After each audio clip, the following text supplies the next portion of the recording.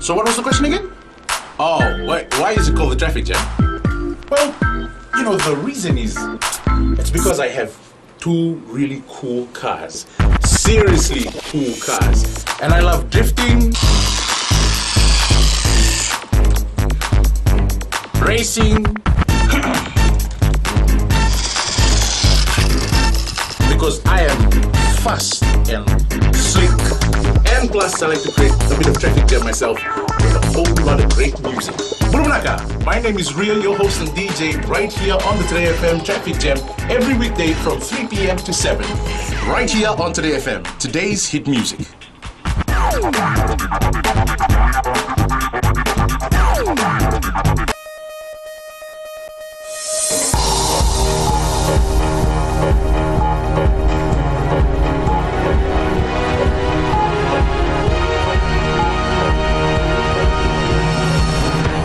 In this bulletin, Fiji awaits a reply from World Rugby regarding the feed for tomorrow's Dubai Sevens coverage.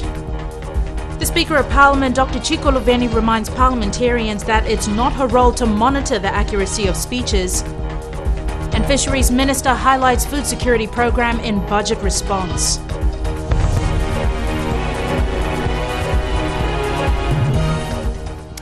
Good evening, I'm Jackie Spate, and this is FBC News. Fiji tonight patiently awaits the reply from World Rugby regarding the feed for tomorrow's Dubai Sevens coverage. World Rugby, known as the IRB before, has stopped the feed to Fiji Television Limited after their feed from the Gold Coast Sevens in Australia was shared with other media earlier this year. Rahid Dale with more on the saga. I would like to say at this stage that there appears to be some undermining of this particular process, but nonetheless we are focused on the positives.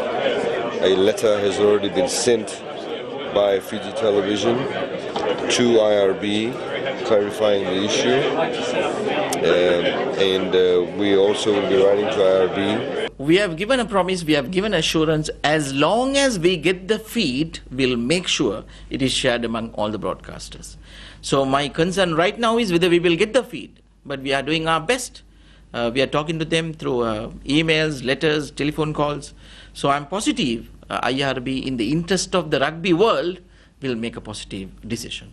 It is a hope that the IRB management understand that this law is put in place to perpetuate rugby as a major sporting event in Fiji. There are many people, for example, in parts of Lighthearted, in certain parts of Marimbakasi, that, for example, do not catch Fiji TV signal. So all those enthusiastic rugby fans living in those areas have not been able to watch rugby on free-to-air television all these years. After this law came into effect, they have been able to watch it. What an empowering thing that is. To be a villager in a remote part of Fiji where you don't have a signal on free-to-air and now you can see it. Meanwhile, MyTV will not be carrying the Sevens either. The government has exempted them from the compulsory coverage of the Dubai Sevens tomorrow. MyTV Chair Justin Smith says they received the government exemption because the coverage would be costly and unprofitable for them. So MyTV had sought exemption from taking the feed for the entire Sevens package. We had made our interest in trying to be exempted from the Gold Coast Sevens. Unfortunately, we didn't get approval for that, and we did seek approval for being exempted from this particular Dubai Sevens leg and the future of the Sevens, because we see no personal gain or advertising gain to our company. Smith says they received the exemption from the Department of Communications 2 days ago. Minister for Information Ayah Said Qayyum has explained in Parliament the payout of more than $2.3 million for publicity firm Corvus Communications over the last 2 years. Said Qayyum says there was a need to counter negative publicity about Fiji in order to keep the country afloat. But we also found that many of the regional organizations, whether they were Radio New Zealand or ABC Australia, had only one side of the story to tell, did not sell the other side of the story. So we had, for example, Fiji being portrayed in 2011, 2012, 2013, shots of soldiers on the streets with guns. Now, this was not the accurate image. We obviously had a job to do in the sense of ensuring that there was economic growth, economic activity. We had trade unionists going on social media, getting signatures, showing images of soldiers on streets with their guns and telling tourists not to come to Fiji. That was the reality. Asked whether a local company could have provided the same service, the minister says this was not possible. Opposition MP Kiniviliame Kiliraki asked the minister to explain the role and function of Corvus Communications to warrant the payments of taxpayers' money in 2013 and 2014. The Speaker of Parliament, Dr. Chico Luveni, has reminded the members of Parliament that it's not her role to monitor the accuracy of speeches. Dr. Chico was responding to a point of order raised in the House yesterday, where she ruled that members should be mindful that comments made in Parliament should be factual and not misleading. She adds that if a member disagrees with what another member has said, they can put their side of the argument on record, and when it's their turn to speak in the debate. If a member disagrees with what another member has said, they can put their side of the argument on the record when it is their turn to speak in the debate. Finally, I remind members that it may be considered a contempt of this Parliament to deliberately mislead the House. Members should take care in this matter, both to ensure they don't deliberately mislead the House, but also in making accusations of another member doing so. Dr. Chico also advised the House that Deputy Speaker Ruveni Nandalo will be chairing tomorrow's sitting, as she will be attending a conference in the West. Shadow Minister for Infrastructure and Transport Aseri Randrondro has questioned the spiralling cost of capital expenditure. In Parliament today, Randrondro says it is critical to scrutinise the implementation of the sector budget, given that it surpasses more than $1 billion alone. Maggie Boyle has more. The infrastructure spend is the biggest piece of the budget pie, with $1.08 billion allocated. And while the Shadow Minister Aseri Randrondro acknowledged the need to invest in infrastructure, he raised the need for tighter scrutiny. In 2012, the Department of National Roads came under reform. Some of the reasons include insufficient funds, big backlogs of projects, inefficient procedures, for example, all workmen operating from depot and traveling long distances. Following recommendations of the Asian Development Bank, the Fiji Road Authority was established.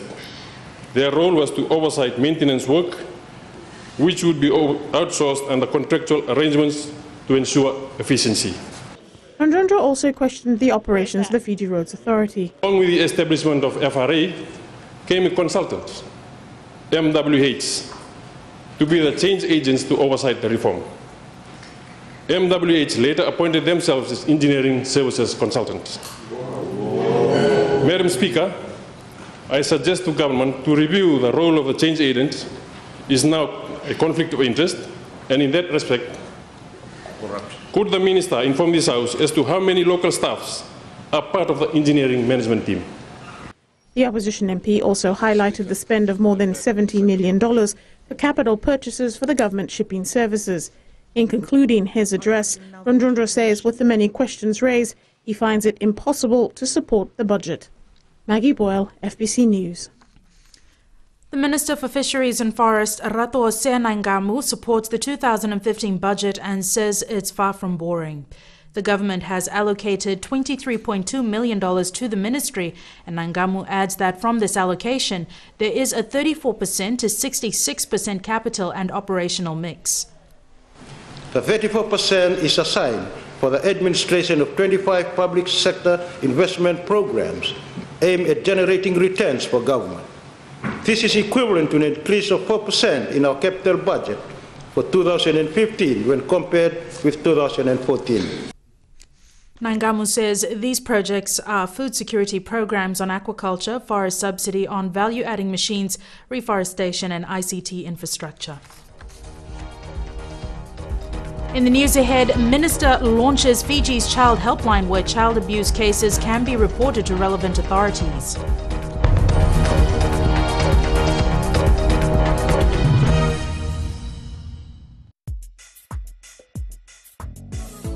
Bula FM nang bandu na serene wasi ningon na di batara ni sibiti ko bekenda na diwa na tini na miniti na may pakuriti wala beng grabe na nonton nongo kanda na dapat ko ani no na kaloko ene ka benden de bobi na tay wali ni may dapat ko na wani matakabo kan leb sarti ko na bisere tali oni na maka do batati may kina na kenan daw ro di kanamaki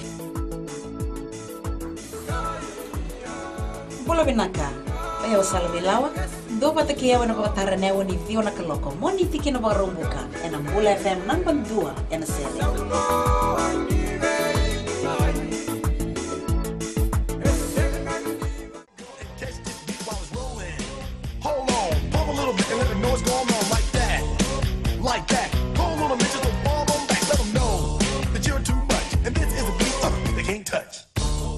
How are you doing, Fiji? Yes, indeed, fast approaching, well, the major bulletin. But before we even talk about the major bulletin, what about my little news flash? Oh my gosh, please don't let me get started on that again. Getting on the bus yesterday, and then he tells me, brother, move on to the other seat, because we can fit 2 people where you're sitting. Hey, you can't blame the dude for being honest, okay? There was nothing honest about what he said. Hi, I'm Phil. And I'm Fina. Your daybreak duo on Gold FM. From Mondays to Fridays. From 6 a.m. to 9 a.m. Turn us on.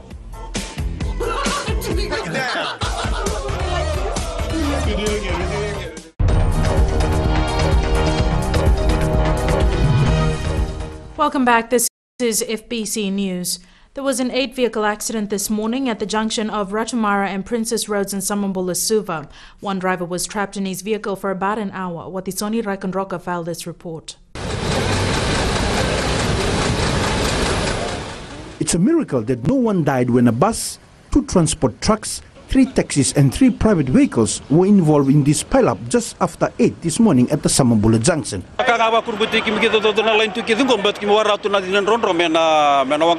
We were shocked when we heard a loud sound. Then we saw the bus approaching us whilst waiting for the green light. All the vehicles in front of me tried to evade it, but we couldn't since the bus was coming very fast, resulting in this accident.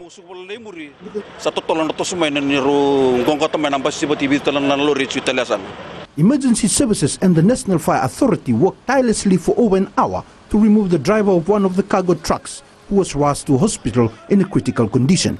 Meanwhile, eyewitness Lesa Tauyabu says he saw the truck lose control coming down Princess Road. I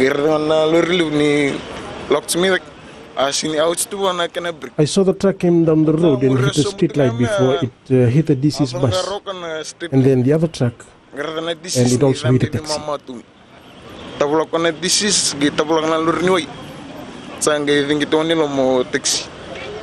A number of passengers aboard the deceased bus that was hit were also taken to hospital. At present, there is no report on how many were admitted or if there were serious injuries. Watisoni Raikandroka, FBC News. A child helpline will be operating in Fiji in the near future. Rashika Kumar attended the launch in Suva today and filed this report.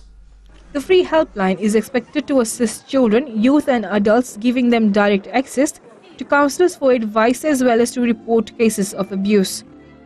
Children's Minister Rosie Akbar was on hand to launch the initiative. This helpline will be entirely confidential and callers will be able to speak to trained professional counsellors. Ladies and gentlemen, callers will also be able to use a short code, toll-free phone number, which is 1325, to contact the helpline, with the cost of the calls being covered through project funding.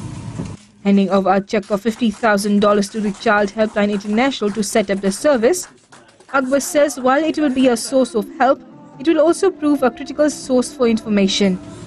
This helpline will also assist the Ministry of Women, Children and Poverty Alleviation in collecting data and statistics on child abuse and neglect in Fiji, an area which is a concern for us, especially in terms of database. It will also assist in capturing reports of abuse, which may otherwise go unreported, as the children may not feel comfortable reporting abuse face-to-face. The helpline will be free for everyone and is supported by the country's major telecommunication companies. Child Helpline International, or the CHI Foundation, is a global network of 191 child helplines in over 145 countries, which together receive over 14 million contacts a year from children and young people. Rashika Kumar, FBC News. The Fiji Commerce Commission has clarified that potatoes fall under price-controlled items and the price is based on the cost-plus markup approach. The Commission was responding to claims that it isn't allowing prices that cover the cost to the importers as Fiji faces a shortage of the supply of potatoes. Shireen Lata reports. Consumers will notice a variance in the price of potatoes in the market. Fiji Commerce Commission Chief Executive Bobby Maharaj says this will not be a long-term phenomena, with prices expected to fall in the coming months. Basically, the potato prices are under price control, so it's a usual practice for the Commission to receive, consider and then determine the prices at the wholesale and the retail level for potatoes in Fiji. So the announcement by the Commission is part of its ongoing legal obligation to receive and consider the submissions and process the prices at the wholesale and the retail level. The current market price ranges from $1.25 to $1.85 per kilogram. According to Maharaj, the current pricing methodology ensures that no trader is required to sell below cost. However, he said when there is evidence of intercompany transactions, additional information is required from the traders by the Commission before a decision on the final price is made. In terms of the number of players involved, of course, the retail level, all these markets and the small shops in and around, let's say, the districts sell potatoes. And at the wholesale level, we have got around 8 importers who regularly import potatoes into Fiji. Fiji is experiencing inflated prices for produce such as potatoes, and this is expected to last for a couple of months before supply and price normalize. Shireen Lata, FBC News. The Women in Business Group has stepped up its networking to encourage more women to participate in its activities. One of the most sought events on the WIB calendar is its annual awards, which will be held in March next year. Savarat Tambo attended a networking lunch today and filed this report. The network lunch attracted a good audience to listen to this year's Executive of the Year, Virsil Mbonromo. She says she believes there should be more business skills, workshops and networking events to ensure more women are participating. It's also important that the business community, and that's women in business, recognize that we have transferable skills and that the work that we do is just as important as someone who works in a private sector organization. And I thought that was extremely important, and I thought it was a great acknowledgement of the work not only of women in civil society but women in general. Women in Business has increased the number of categories for the 2015 awards to 4. When you apply for such awards, you are taking a step back and assessing yourself as well, because what we tend to fail to actually do that sometimes, and it is very important to take a step back, assess yourself, put your performance out to somebody, a panel of judges, independent panel of judges we've got, and let them see how you have come across in your journey, whether it's your profession or your business, and that will help you better yourself as well. The Women in Business Annual Awards Night will be held in March next year to coincide with the International Day of Women, which is commemorated on March 8. Sabaira Tambua, FBC News. We turn to sports now. Here's Jamie with the latest. Jackie, and good evening. After the break, the latest from the Fiji 7th side in Dubai, and Fiji International Golf Tournament promises to be bigger and better next year. This and more coming up.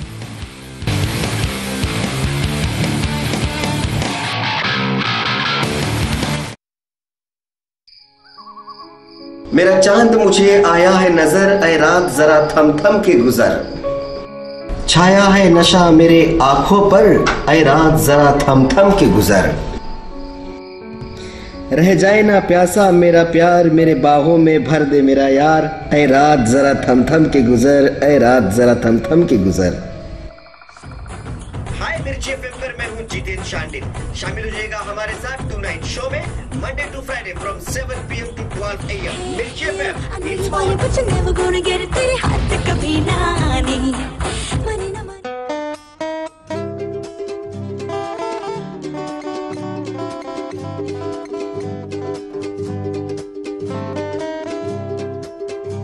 Ioni borongo tu mai na Radio Fiji 1 to toka tunan raki na ngona ni ko ni takini oni nando pa tu mai nanda ngono go me do ben na ruana no pinga rabi na singale ni ko.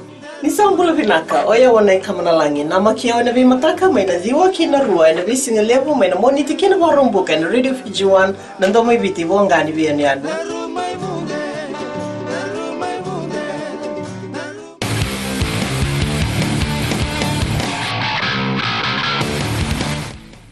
The Vodafone Fiji Sevens team is always under pressure from the nation when it takes part in a World Rugby 7 Series tournament. Fiji team coach Ben Ryan made the comments as the national side gears up to start its campaign at the Dubai Sevens tomorrow. Ryan adds the players know the white jumper brings with itself the hopes of a nation. I think back home in Fiji is so much pressure on them irrespective of what happens. You know, we lose the cup final by a point on Saturday, Fiji will see it as a crisis. So it's strange really because it's weird, but Fiji have never won 2 tournaments in a row ever. And we are on the opportunity today and this week to try to do that. And I've certainly got a strong enough side to defend our title. Fiji plays in its first opening match at 6:44 p.m. tomorrow against France before meeting Brazil at 9:44 p.m. The last pool match is against Argentina at 1:52 a.m. on Saturday. The Fiji International Golf Tournament should attract some big names for next year's tournament.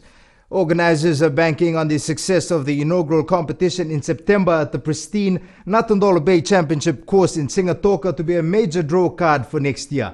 Former world #1 golfers Vijay Singh and Nick Price were the renowned players to participate in this year's event. A major focus in the build-up to next year's event will be to develop the game in Fiji. We're not an entity that's just going to bring a tournament to Fiji for 1 week. We want to grow golf in Fiji. We want to see amateurs becoming professionals. We want to see more Fijians playing golf and experiencing golf. We want to see more Fijians qualifying for the Olympic Games alongside Vijay Singh. So we'll work closely with the Fijian PGA, with the National Golf Association to put a strategic plan in place for coaching and looking to work with the amateur body to grow junior golf in this country.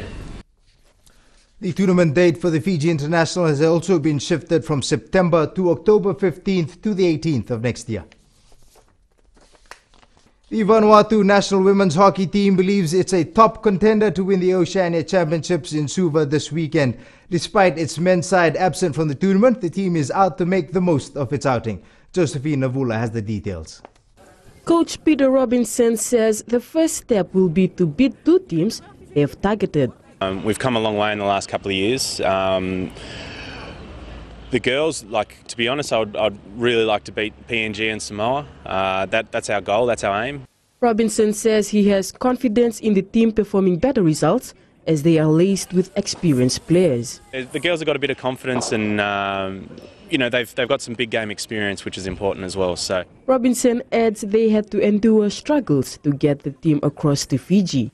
It's very hard to get money. Vanuatu doesn't have, a lot of big business for sponsorship like Fiji, Australia and New Zealand, so we find it extremely hard to get over here. Meanwhile, the Fiji national hockey team received a timely boost after major sponsors Crest Chicken donated T-shirts and caps for the tournament.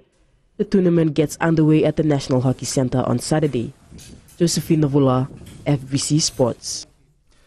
The Fiji men's basketball side will be looking to avoid a 4th straight defeat at the FIBA USP Oceania Under-19 Championships. The team was punished by a much faster New Zealand side last night, 115 points to 20. The women's side also suffered their 2nd consecutive defeat, this time narrowly going down to Tahiti 62-20. The men will meet PNG at 7 p.m. this evening. The Fijian deaf community held its first Deaf Olympics in Suva today. Over 100 participants turned up from around the country to compete in the 3-day tournament. Tsalen Daudakadaka reports. The overcast conditions failed to dampen the spirits of these young members of the deaf community who took part in the inaugural Deaf Olympics. They came from all parts of the country to take part in table tennis, volleyball, soccer, netball and sevens rugby. We're so thankful that the deaf community have come out in numbers. The north, the members from the northern side as well as those from the west and here in the Central Eastern Division. We come with our different talents, skills, and abilities. The Australian Sports Commission donated $8,500 to help fund the competition. Organisers also managed to rope in Paralympic gold medalist and now Assistant Minister for Youth and Sport, Ilyasan Delana, to give a few words of encouragement to the participants. Yes, Ilyasa came and very encouraging to hear him speak to us today. He told us about how he got to winning that gold medal in London in the last Parliamentary Games. So we felt encouraged. The Deaf Olympics will round off tomorrow and will be followed by an awards night in the evening. Salendo Takak, FBC Sports. The Blues lead the points table with 36 points after 14 rounds. That was your sports for tonight. Good evening.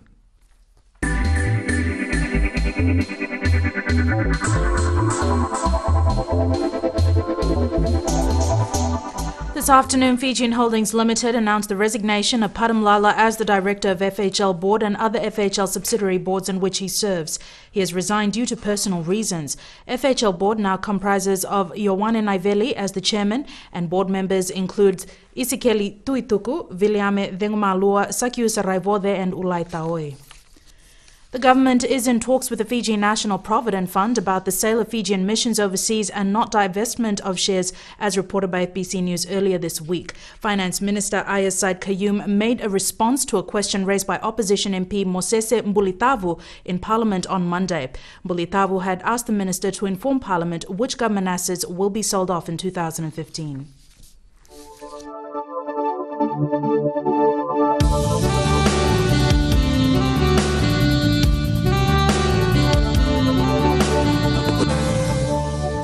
Brief showers was experienced over most parts of the group today. Suva received the most rainfall at 50 millimeters, while Nandi received 40 millimeters. A trough of low pressure lies with associated cloud and showers moving south of Nauru and extends southeast over Tuvalu and southern Cooks. Another trough lies south, slow moving just east of Vanuatu. Meanwhile, a frontal system lies slow moving over Fiji and extends east over Tonga. Suva recorded a maximum temperature of 28, while Mombasa had 33 degrees. Strong southeast winds with average speeds of 45 kilometers an hour over eastern and northern Viti Levu, southern eastern Vanua Levu, Yasawa, Lau and Lomai Viti groups, Kandavu and nearby smaller islands. Saturday's outlook. Occasional showers over Kandavu, Lau and Lomai Viti group, the interior and eastern parts of the larger islands. Elsewhere, isolated afternoon or evening showers. The main points again. Fiji tonight patiently awaits the reply from World Rugby regarding the feed for tomorrow's Dubai Sevens coverage. The Speaker of Parliament, Dr. Chikulo Veni, has reminded the members of Parliament that it's not her role to monitor the accuracy of speeches, and the Fiji Commerce Commission has clarified that potatoes fall under price-controlled items and the price is based on the cost-plus markup approach. Now to our poll segment, we've been asking, should the contract for Fiji Sevens players be more than $15,000 per annum? Visit our FBC website to take part. Remember, you can send us newsworthy pictures and videos on email citizenseyes@fbc.com.fj or share with us via Facebook page FBC News. And if you're on Twitter, following Twitter's news tips at FBC News or simply hashtag FBC News.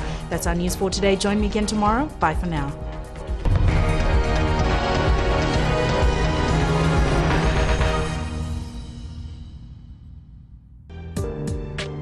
देश की धड़कन radio Fiji 2 का ये प्रसारण आप play कार्यक्रम में आपका स्वागत है कर रहे हैं। याद रखते हैं अभी से लेकर रात 12 तक ये सिलसिला खबर और आपका चलता रहेगा। दृष्टिकोण में आपका हम स्वागत कर रहे हैं। दृष्टिकोण के तुरंत बाद आगे बढ़ते हैं कार्यक्रम में। इधर कहते हैं कि गहरी थी रात लेकिन हम सोए नहीं, गहरी थी रात लेकिन हम सोए नहीं, दर्द बहुत था दिल में पर हम रोए नहीं, कोई नहीं हमारा जो पूछे हमसे, जाग रहे हो किसके लिए या किसी के लिए सोए नहीं। याद रखते हैं गीत संगीत का तकाजा आपके लिए रात 12 तक आपको हम सोने नहीं देंगे। महकती रातें हर सोमवार से लेकर शुक्रवार तक रात 7 से लेकर 12 के बीच रेडियो फीजी 2 देश की धड़कन पर रविंद्र सिंह के साथ।